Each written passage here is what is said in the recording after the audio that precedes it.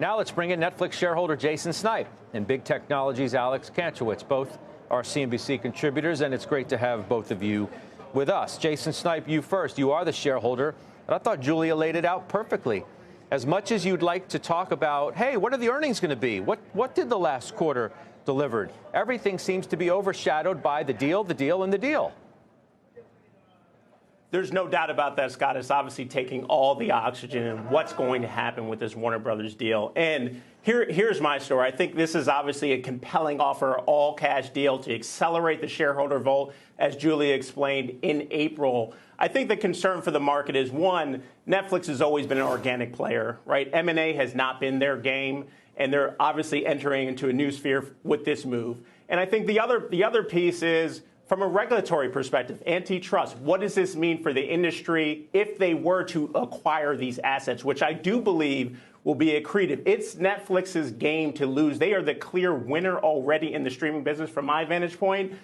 So I'm going to be patient here. I think tactically it could continue to be dead money, but you want to be on the other side. If there is news that this deal is going to go through and they're able to jump over this hurdle from a regulatory standpoint, you know how the market reacts. It reacts before the move actually happens. So you want to be a part of that price action on the swing upwards.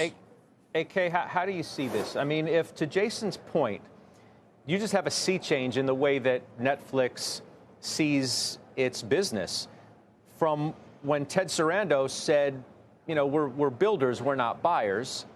And then obviously that changed because they'd like to be buyers of WBD. And as Julia laid out, no matter what is overhanging this name in terms of the numbers, everybody wants to know about the deal and whether they think it could be accepted, whether they think the regulators could approve it, and when all of this could happen and when it could matter to the bottom line.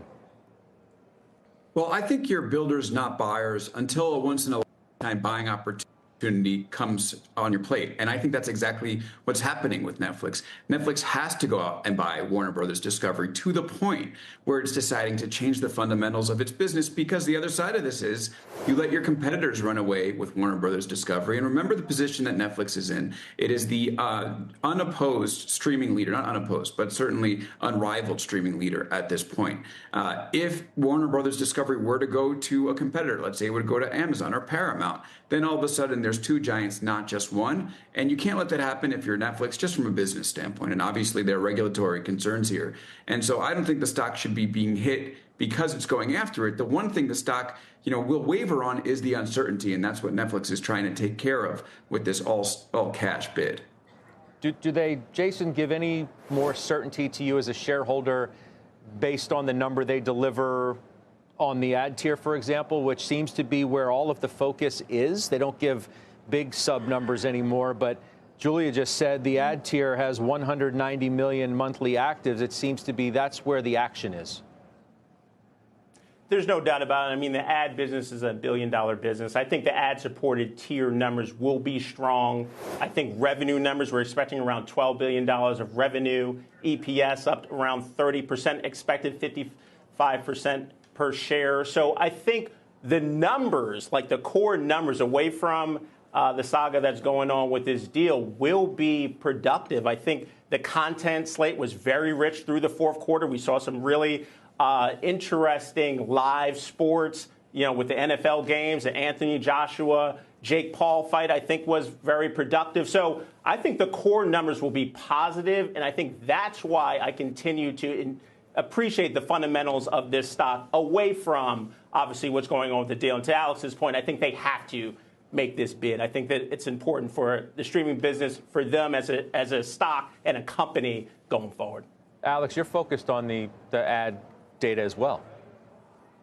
Yeah, I think it's extremely important for Netflix. Obviously, they stopped reporting subscriber numbers, but advertising numbers are a good proxy for growth. We know a lot of the growth is happening on the ad tier, and especially if there are good numbers on advertising for Netflix, the stock really looks like a good buying opportunity. They're down 30% from the last quarter, from October, despite reporting great numbers then. Obviously, there are these overhangs, the uncertainty. But if Netflix does turn in a good report, if advertising looks good, I don't see any reason to stay away from that stock right now.